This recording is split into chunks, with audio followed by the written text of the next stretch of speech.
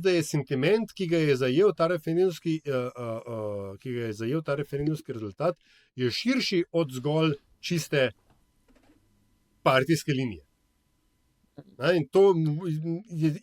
To je pa se navezuje na to, kar si ti rekla, ja, to je lahko še pravočasno opozorilo Golobovi vladi, da shit got real in da se zdaj ni več časa za zajebavati. Da je treba zdaj te stvari pripeljati do konca, da je kampanja se je začela v nedeljo, predvolilna kampanja se je začela v nedeljo 11. maja in bo trajala, še vedno vztrajam, po mojem mnenju, do 8. marca. Ne vemo seveda, kdaj bodo volitve, ampak mojih 20 evrov gre na 8. marca. Ja. Tako, tam enkrat, če bojo više manje redne. Oziroma 8. marc pomeni predčasna, ampak to pomeni predčasna za 2 tedna, skratka, tako, redne zares. Ja. Nič od tega. Kaj bi še okrog tega zakona? Oprosti.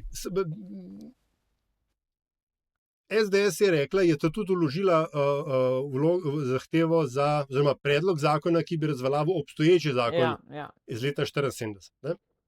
No in parlamentarec v meni, ali pa pravnik v meni, se je spomnil, da če imamo mi zdaj referendumsko odvoljo, ki je rekla,